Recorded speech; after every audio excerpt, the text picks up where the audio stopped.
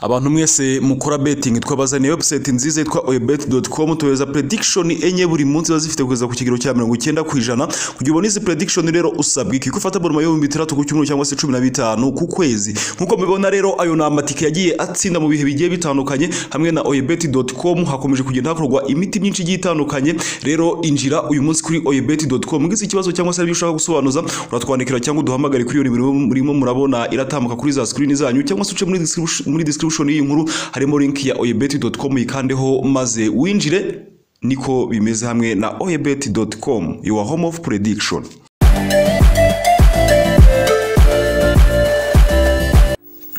Reka mbonero kubasuza kandi mbifurize ineza y'Imana mwe mwese dukomeza kubana umunsi kundi Imana ikomeze ishyira umuba w'imigisha mu byo mukora umunsi kundi mu mirimo yanyu ya buri munsi nyine mudukurikira murimo kandi aho muherereye hose mu mpande z'igihugu zigiye zitandukanye ndetse no mu mujyi wa Kigali turabasuje cyane kandi muraba agaciro kenshi muri nabo kubahwa wahisemo neza rero nimba wahisemo kuba ukanda subscribe ni byiza cyane nimba wamaze kuba ubikora ngutyo dukurikira uherereye hanze y'u Rwanda mu mpande zigiye zitandukanye turabona ko mudukurikira urukundo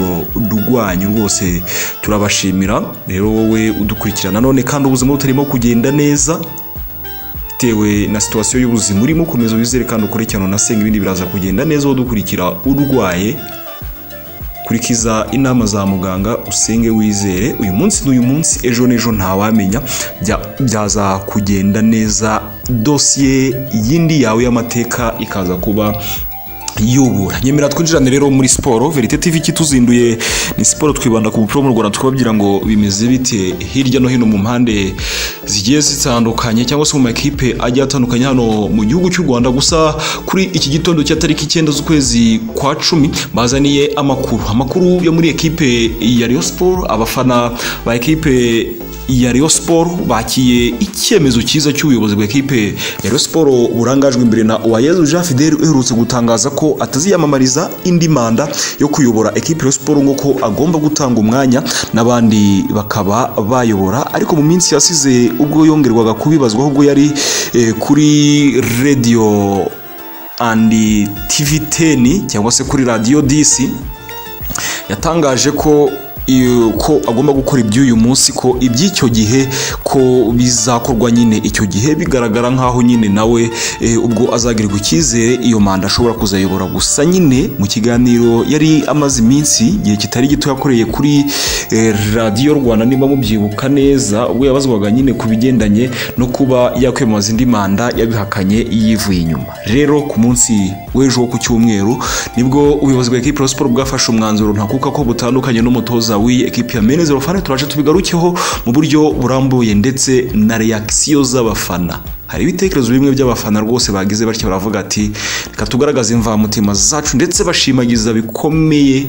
perezida w'iyi ekipe ndetse bagaragaza uburyo bishimiye iki icyemezo yemera ibi byose tuze kubyinjira no tubirebera hamwe ariko reka nkurange website nziza oyebet.com reka nongere mbibabwire rwose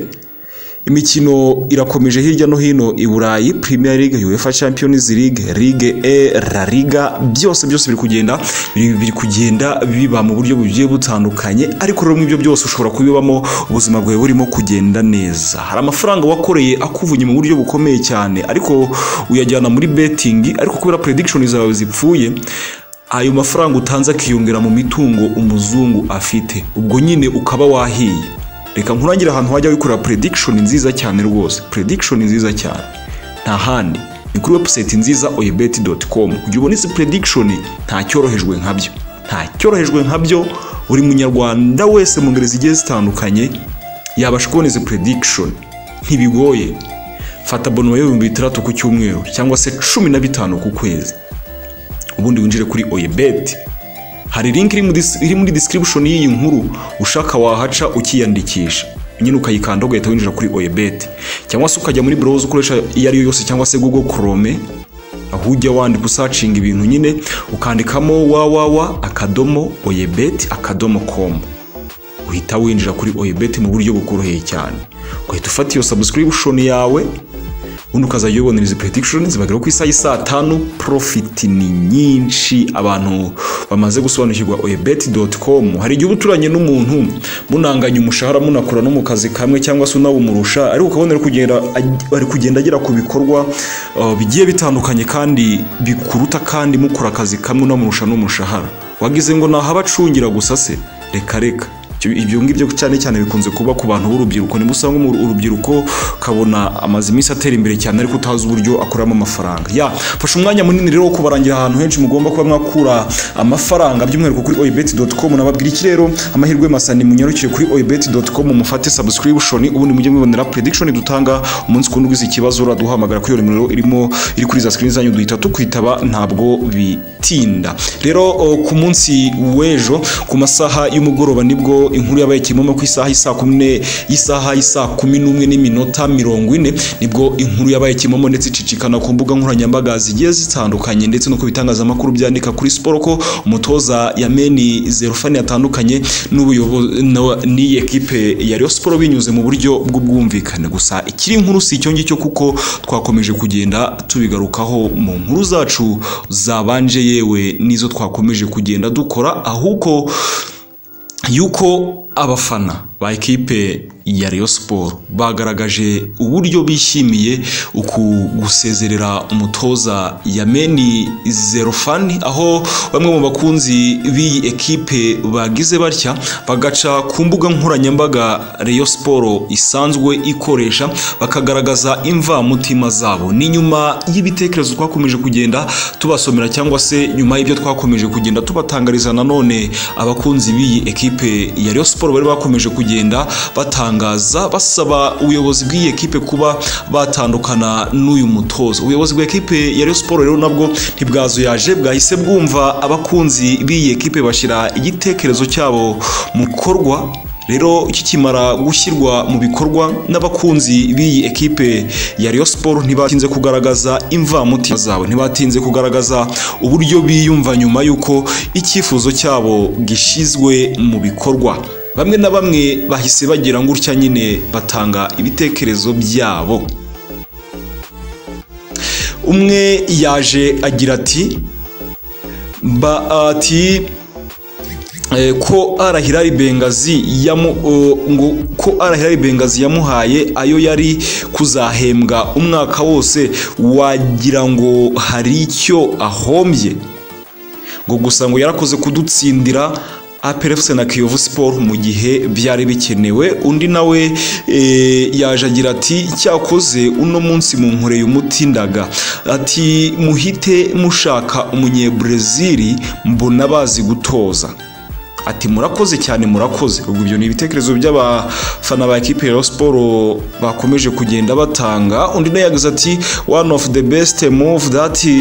the leaders of Rayon Sport have done, it's hard decision but was badly needed. Ubwo nawe yagaragazaga imva mutima ze nyine kuba umutoza wa Rayon Sport Yameni Zelfani amaze kuba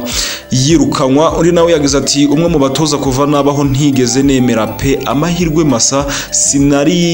sinatinya kuvuga ko yari umutekamutwe. Undi yagize ati thank you very well. Undi nawe yagize ati ubu natwe dukore unfollow kuri account ze rero kuko icyo twari dupfana kirarangiye. Abafana ba Rayon Sport bishimiye icyemezo cy'ubuyobozi bwa equipe ya Rayon Sport. Undi yagize ati nagende nawe ashobora kuba akunda indonke cyangwa se yarasiriye abantu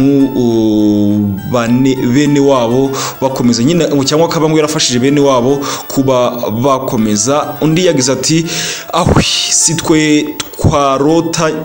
ngati sitwe twarota nyine ngo usite twarotaga agiye yiruhukije cyane. Undi yagize ati ngo ni discipline rwose, ngo good news ku kazi keza mukoze bayobozi bacu. Undi yagize ati kuva twabura amatsinda ubu nibwo nongeye kwishima iyi nkuru iranshimishije pe. Ibitekerezo by'abakunzi ba equipe ya Rayon Sport byo ni byinshi, ntago twabinyuramo ngo